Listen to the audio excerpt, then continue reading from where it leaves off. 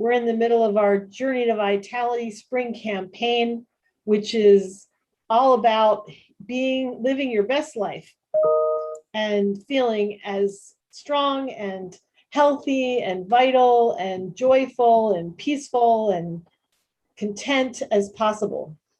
So as you're coming in, if you can go to open the chat and select the second item on the drop-down menu, which says to panelists and attendees, and just say hi. I said, I'm Katthe from Wadsworth. Hi, Tracy, welcome back. Hi, Anna, welcome. I hate to ask, Anna, did we get emails to you? I know yesterday you said we hadn't, so I'm wondering if we fixed that. Hi, Denise, welcome from Maryland.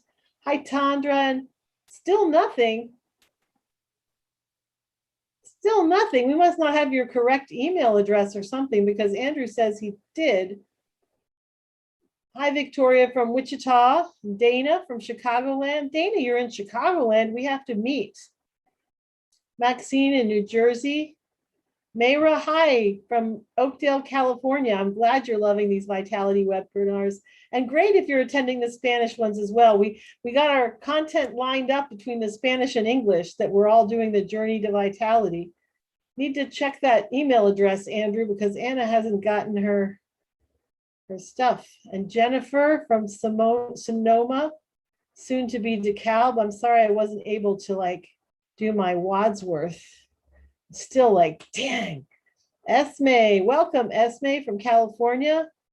And Sylvia from Oakland, California, welcome. Make sure you're putting it to all panelists and attendees. Some of you are still just to panelists. It's important because it's the primary way we communicate. And today, as part of our Environmental Vitality Week, I'm doing a little, hosting a conversation on what your home says about you and what do you want it to say.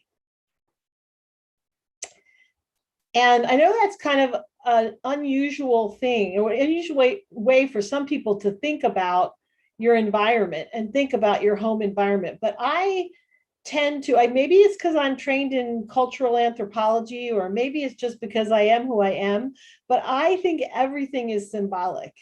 And all the things that we choose to have around us speak to who we are. So that's the premise. And before we go any further, just gonna remind you, the primary way to engage is the chat, which you are already using, directed to all panelists and attendees. I'm gonna call out Shannon and Sylvia and Esme, just because that way everybody will be able to see what you write, and it's the primary way that we communicate with each other. Or if you want to say something and it's too much for the chat, or you just want your voice to be heard, raise your hand. Andrew, who's in the background, will unmute you, and you will be able to unmute yourself and then be able to speak. So if that's great, go to the next slide. Everybody's anxious to go. You might be wondering, if this is your first time, what is everybody agreeing to? Well, in recognition that we co-create this safe space together, these are the agreements. If you agree to the agreements, if you agree to treat other people the way you want to be treated and be here for the next half hour and speak from your own experience, right? I agree, and then we'll get started at 12:02. Awesome. So environmental vitality, we already said this, and it was interesting. Terry Gibbs from the Alliance for Sustainability was on yesterday, and I think people, when they hear environmental, they think it's going to be all about sustainability, which it partially is, and they think it's going to be all about the environment and Mother Earth, which is part of it.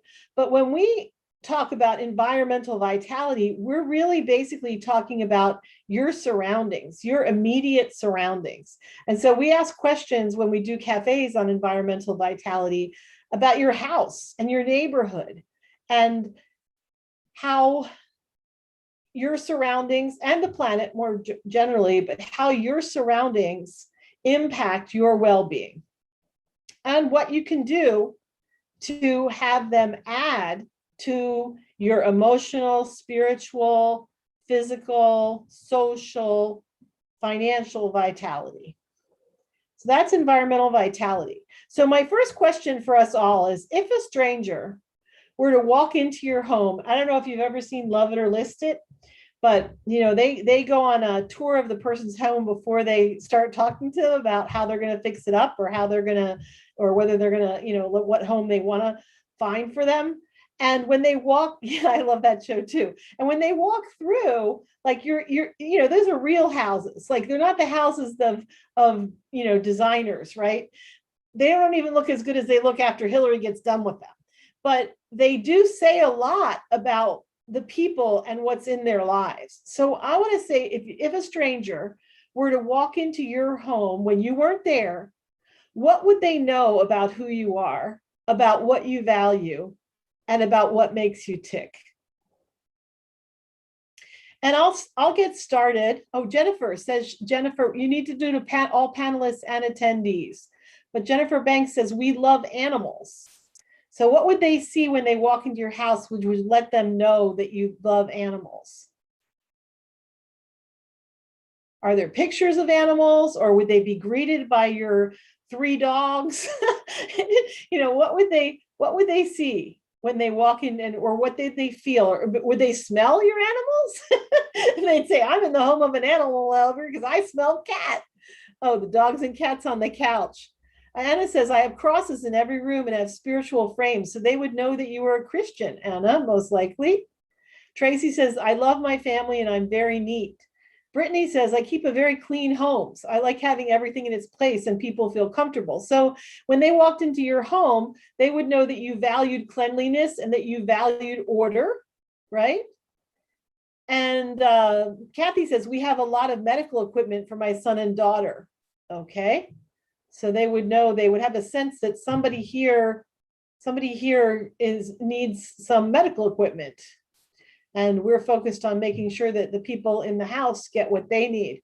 Yamuna said they would probably think I was a control freak because the home is so minimalist and clean. Okay, or they would think that's interesting, because when we walk into a space that doesn't have a lot of stuff, I think the thing is, what is the stuff that's there? So what would they see? What would they see in terms of something that's hanging on the wall, in terms of the furniture? What would they see? Sharon says they would see that I love my family, children, and animals. They would meet my dog, who would not let them in the door. Yeah. Bright, colorful chaos, Dana says. Family photos and toys, right? There you go. So the thing is, if they're seeing family photos and toys, they're knowing that there are children here. They're knowing that's a big part of your life. Anna says she has a lot of plants and a 9-foot bay window. Plugins. We would know how much we value nice smells. Yes. My home is family and children friendly, Maxine says. Esmeralda said, I'm a tree hugger. Lots of nature stuff. Love Hawaii, an island vibe. Family, lots of game boards, lawn games, backyard toys. All my kids are grown. Animals mainly because I live on a ranch. Nice. Janine says, I have paintings of scripture and positive words. They know I'm a Christian. They also know I love reading because my focal point in the living room is a large bookshelf. See, there you go. In terms of love reading, they would know you value books. They would probably think you value education. They would look at the books. I mean, I have a big wall of books in my office. And whenever people come in my office, and it used to be in a hallway in my apartment, but now I have an office, so it's in my office. And they would look at the titles of the books and they get a sense of who I am. I have a lot of psychology books. I have a lot of spiritual books from a lot of different traditions. So they would know a lot about my mind and where my mind goes. Yamuna says they would think I was super into gemstones and crystals. I just think they're pretty and I like to hold them. I don't know the properties or the healing they may possess. Yamuna, that's a whole nother webinar. And I just like everybody to think about the fact that, this is how I think about it. The creator created this place, and everything in this place has a purpose and an energy and something that can be used. So I don't think it's woo-woo to think that different rocks, different crystals, have different properties or different energies. I think it's just normal. And that's what they're supposed to do. Denise says, old wooden furniture, some that I helped to make. Nice. Sharon, they would see that we just moved into the house and we have boxes and bins in all the rooms. Luan says, hi, everyone. Crystal, they would see the whiteboard, chalkboard, microscope, instruments, desks, and computers. The kids are always learning. So they would think that you valued education, that you were maybe scientific. Dana, it would say we were comfortable and cluttered, who value artwork, profound statements, and travel, children, and animals.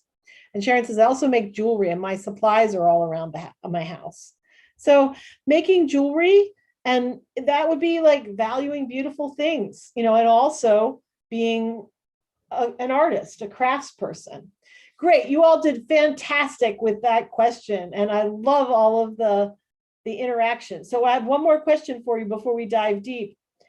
What steps did you take during the pandemic to better align your being with your personal environment?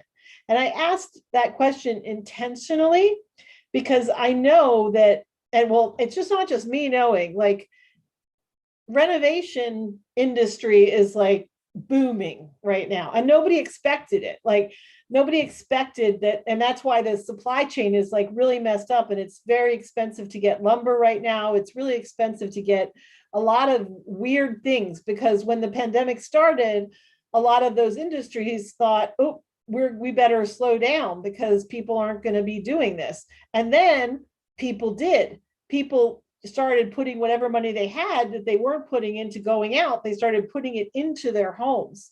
And the home renovation industry is off the charts, off the hook in terms of the amount of work that's being done. And a lot of people, like when they got quarantined, are like, and after you spend the first couple weeks in your home the way it was when your life was mostly outside, people started doing things to their places. So what did you do to your place to make it feel better? Katthe says, we are building a therapy room in our yard so that all of my son and daughter's medical and exercise equipment can go into the therapy room. Nice. To create more space for other things in your house. Denise created a whole room for pandemic storage. What do you mean pandemic storage? Oh, for like the food and everything? Is that what it is, Denise? Jennifer says she redid her kitchen and living room to better suit me, so I enjoyed my surroundings more. We made a geometric accent wall. Tandra created a mindfulness zone. Tandra, I'm real interested in what is, if you want to raise your hand and talk about what a mindfulness zone is, that sounds fascinating. And also, if we want to hear about pandemic storage, Denise, if you want to raise your hand. Mayra says declutter. I know yesterday a lot of people were talking about how clutter was a thing that was getting to them. Dana, I bought a new bed. I'm starting from the ground up. Need to start with my sleep getting better. Then we've started organizing and cleaning out things. Many trips to Goodwill, and we'll be repainting soon. Oh, too many cases of cookies and toilet paper.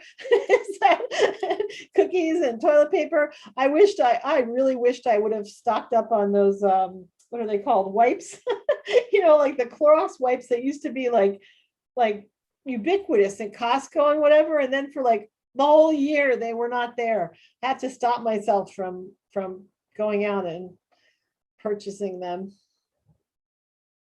Yeah, right. It took a long time, Denise, to get those back in stock.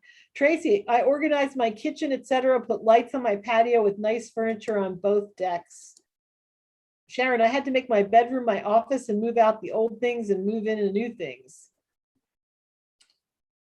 Yeah, a lot of people had to create a space or multiple spaces, like some for kids to learn. And then also, for them to be able to work from home. I ended up buying both a new house and a new car during the pandemic. Both of them, the interest rates were like really, really low. Tandra has her hand raised. Good, Tandra, let's unmute you. Hi, can you hear me? Yes. So my mindfulness zone, it originally was because we started working remotely and I needed a Zoom space and my children were doing school. So I didn't really have a space to go for Zoom. So I just did a walk through our house one weekend and found different items that kind of brought me like peace. And I put them together under our staircase. So I had like a small beanbag chair, a little rug. I had some twinkle lights that we had bought for my daughter that she had outgrown, and like a mesh canopy. And I tied it all together under our staircase and started using that for my Zoom space. But then it ended up changing when our son left for college. I got his room as our Zoom space, and I started using it just as a place to rest. So I put a basket of books, and I have another basket with sensory items. So like if I feel myself overwhelming, I can go and pick something out of the basket, either a candle or I have a record player over there. So it was just something to kind of help center me because I was noticing a lot of stress. Fabulous. Thank you so much, Tandra. I know a lot of us have, I mean, you're probably giving people lots of ideas. And I resonate with that need to have your home be there for you to help calm you down. Sensory zone, mindfulness zone, meditation room. When people walk into my house, what they see is my yoga room. I mean, that's the heart of the house, high ceiling. And what used to be the previous owner's living room has like a gong and some angel wings with a heart in the middle of them, and on the fireplace, and then a bunch of yoga mats and not yoga mats, meditation cushions and zapus and zabutans. And so it looks like I'm going to teach, or I'm going to have a group there that's going to be doing meditation. And to me, having the space empty when I walk in and having like just, that's my mindfulness zone. Actually, my whole house is kind of my mindfulness zone right now.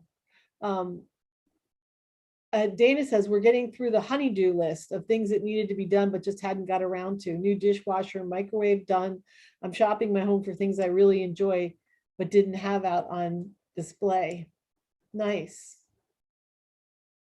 Great. Okay, so we're going to go room by room and think about outside your house. And I guess as people are walking up, and a lot of our photos are kind of like generic, but to think about like what does the outside of the house say about you? Or alternatively, what would you like to do to the outside of your house or the yard in order to make it feel better for you, in order to nourish your vitality?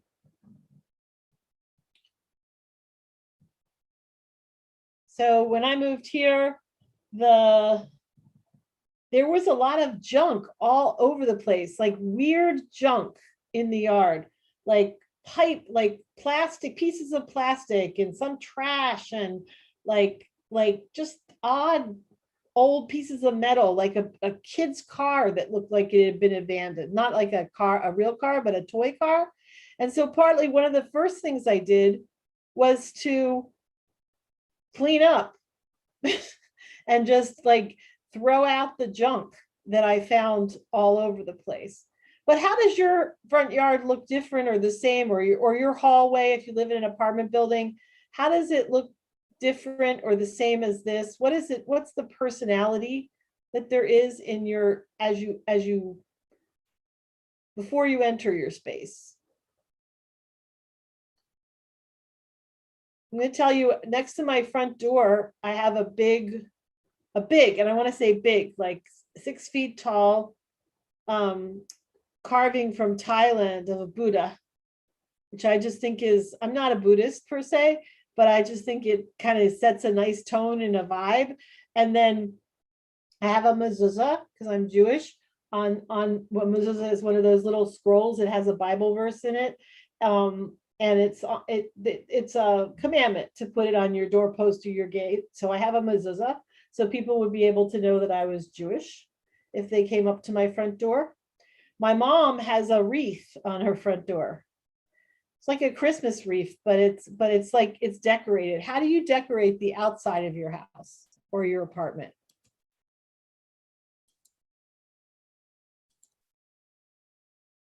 Denise said, we, the family, did hardscape on one side of the yard, tiered the hill in front of the house a couple years ago, and the other side still needs to be done. It looks uneven. Dana says, I went to build a large porch for swinging and talking to the neighbors, having a glass of tea. Currently, there's no personality. I'm working on what to do. Pinterest is overflowing with ideas. Yes. Andrew, thinking about my parents' home growing up, they had a huge garden space created up front and also made sure to include plenty of Bible verse signs and welcome signs. Jennifer says the previous owners did not care for the lawn, so we've been slowly working on getting grass to grow. We also have bells hanging on the door. You know, when I first came to look at this place, there was a little sign that said, there was like a yard sign like next to the house that said, welcome to Grandma and Grandpa's house, or something like that. I was like, oh, the people that live here are grandparents. And that was a nice feeling, like that their grandkids enjoyed visiting. I've started to plant flowers and cut down trees to help open the yard for a play area for my children. And Tandra says, my husband loves his yard work, fresh flowers and the best looking grass on the block. He's in a lawn competition with a neighbor. There you go. Okay, so we're gonna go a little quickly through the rest of this, but I just encourage you to like think about the different places in your house and what you could do that would have them, you know, building your environmental vitality. So this is an entryway to someone's house, and I mean, when I see this, I see that they have kids, right, and that they have kids' jackets, that they're neat and organized. There's probably toys in that. That's probably a toy box. I see that they're greeting me. You know, if it were my house, it would probably have not just these posters. It would probably have some art, you know, that I had made or somebody else that I know had made. Thinking about this, like people have kids' art on their refrigerator. They also have some kind of organization system for mail there. So this, Myra says, it looks welcoming, clean, palm trees, table bench. Oh, this is your house. Welcoming, clean palm trees, table on the bench on the porch, wreath on the door with a cross. We'd like to write with chalk, positive words. Nice. So your entryway. What does your entryway, when people come into your house, what's the first, I mean, you don't have to even answer it, but what's the first thing they see? And what's the first thing you would like them to see? How are you decorating when they walk in so that they feel welcome, or even when you walk in, that you feel welcome, that you feel like you're home? What tells you that you're home? And because I like just to say, like, even if it's just a question of cleaning up that front area or cleaning up as you come in, it is important that when you walk through the door, you feel welcomed to your own house. You feel like your house is happy to receive you, and you feel that there's like a loving, warm, beautiful energy that is, and we used to talk about this in Living the Protective Factors, like that all the protective factors are in your house, you know, and that this is a beautiful home to come home to. Sandra says, my mindfulness zone is under the staircase, and a basket of books and flameless candles greets them. Nice. Dana says, I highly recommend both of these authors to further explore your feelings about your home. Alexandra Stoddard and Kathy Peel. Table with pictures of all my friends and family. It's cluttered, and that makes me happy. Nice. My mom has one of those too, that one of the first things you see is like a gallery of all of us. We have a welcome sign that has symbols that can be changed out with each season. Snowflake for winter, orange leaf for fall. Also painting the front entrance area to be a more welcoming, warmer color. And Brittany says, I live in an apartment and our front room and kitchen is very open and inviting. Nice. Okay, let's go to the next slide. So your kitchen. Sharon says she has a welcome sign in the front of her home and have a place where shoes and coats are placed. Some of you can't see what Sharon wrote, so that's why I read it. Well, that's why I'm reading everyone's, but also don't forget to like mark all panelists and attendees. So this is a kitchen. And to me, this kitchen, who lives here in this kitchen? There has to be some kind of collector, because there's stuff on the, like, you see those things of all sizes on the shelves, and it looks like that's like antique china, right? So maybe an old person lives there. There's also like something that looks like an old-fashioned kind of culinary thing on the left. I don't even know what that is, but it's a crank thing that does something. It looks, and that tea kettle looks old too. So I think there's either this is like somebody who likes antiques and vintage stuff, but they also have flowers like living. I'm assuming those aren't plastic, but those are geranium, those are living flowers. So this person likes the vintage aesthetic, or they're an old person. Tandra says, my grandma lived here. And Dana says, my great aunt, who's the world's best chef, makes fabulous tea cakes. Jennifer says, my kitchen for sure screams cottage witched. Tons of dried herbs and antique medicine bottles. And Janine says, I would assume this person is English. So what is your kitchen? What does your kitchen look like? What is your kitchen telling people about who you are? And one thing I would say is just open your refrigerator and just look and see what your refrigerator says about what you value with regard to vitality and with regard to physical and vitality, because that whole you are what you eat kind of thing is when if you open your refrigerator, and you have to watch for like they're not being spoiled things. You have to watch for, I mean, this is promoting vitality, like watch that there would be healthy food, that there would be fruits and vegetables, that there would not be too many like expired things, expired condiments.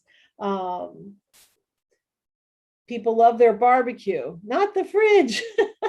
Yeah, I mean, but that's what I'm saying is like when you think about it, like your kitchen is in some ways the heart of your home, and it's where the nourishment comes from. So what is your kitchen saying about how you value nourishment or how you nourish yourself and your family? Next slide. Living area, living room. This one looks like it's like from a magazine. But to think about like what does your living room say? Is it about comfort? Is it about, and what's your style? I remember when I was moving here and I had never lived I haven't lived in a house in a long time. And when I was thinking about what to do with it, one of my friends said, well, figure out what style you like. So I did a lot of Pinterest to figure out like how I wanted to decorate, and it made a difference. Sharon says, my kitchen has artwork on the walls for my children, flowers on the table, and in the windows, an open space where we all gather to eat and talk. Yeah, and in my kitchen, I mean, I don't really have a dining room, so I have a big table in the kitchen, and it's a central place. Like when people come, they naturally sit at the table for eating. We're working right now downstairs, you know. Yamuna says, crystals and mirrors in every room. I kept blinds open and love how the sun reflects everything. It gives me energy. Yes, I also don't, I'm not a big window treatments person. So I have shades in a lot of places so that at night, like in the morning, it can block the sun. But in the daytime, I love to see sun and trees. Denise says, I don't fold my blanket on the sofa as much as I used to when I had more company. And Andrew says they'd see we're huge fans of fluffy pillows and a lot of blankets. Next slide. And your bedroom. This is also really important for all kinds of vitality, for all the domains of vitality. But somebody earlier on, was it Dana or Denise, was talking about sleep and how sleep is foundational. And so is your bedroom, I mean, somebody once told me, a wise person, a vitality oriented person, a teacher, and I can't remember who it was, but they said your bedroom should be for sleep and for sex. Your bedroom should not be for work. It should not be like they argued against having a TV in the bedroom, and I kind of took it seriously. I have my TV in another room, and I have my bedroom is kind of spare. It has a beautiful, I like bedding. I like good bedding. So I get the most expensive, like good bedding that I can afford, because I think that, you spend a lot of time in bed and it should be comfortable. So if people like, I value like soft sheets and beautiful bedding. And I put barn doors on the bedroom so that like I sleep with them open, because some of you know this, but I made like the room outside of it my exercise room. So you have to look at the elliptical machine on the way to the bathroom. So I'll use it, but I look out the window as well. Okay, we have lots of nice plants in our living room. My roommate takes good care of them because I kill plants, Brittany says. Dana says, what does your bedroom say about your sexual vitality, your sleep vitality? Right, exactly the questions. Andrew says, I think the bedroom was one of the most unique places in our house. I think people would see a lot more collages of family on the walls, posters on the walls, and no TV. And Tandra agrees with me that good bedding is everything. Sharon says, my bedroom is where I work, create jewelry, and sleep. And that works for some people. I'm telling you that I was advised not to work in the bedroom, because if you know how people say you shouldn't have, I mean, I don't do this. I have a CPAP machine now, but my phone is in the bedroom because my phone is my alarm clock and all that kind of stuff. But people say you should have your electronics out of the bedroom, and then like just to create an oasis where it's all about rest and relaxation and sleeping and not having it be like too much crossover with your awake life. I've chosen not to put a TV in the room either. I think it takes away from the peace in the bedroom, Janine says. I try to keep my work and my laptop away from the bedroom, need to work on the phone not being there, Andrew says. Denise, I value my heated mattress cover. It only comes off during the summer. Great. And Dana says, I try to get it to look like the best hotel I've ever stayed in. Bring those elements to your home. Great smells, great textures, cool and calming. Okay, we are done. Oh, when all this working from home started, I had a desk in my bedroom. It became so draining and easy to keep working after hours. Getting an office separate from my room was a game changer. Yeah, and it was better for me to be working in the living room than to be working in the bedroom. I'm just saying. So follow us on social media. The rest of the week, Sarita's going to be here for all of you people that clutter is a problem, finding joy in order. She'll be here. Jennifer is going to be doing plant-based and zero waste options for a more sustainable you on Thursday. And then there's an environmental vitality cafe on Friday. We love you. We are here with you in your vitality journey. We hope to see you again soon. And just keep thinking about what you can do to make your home nurture your holistic vitality. You're worth it. Take care.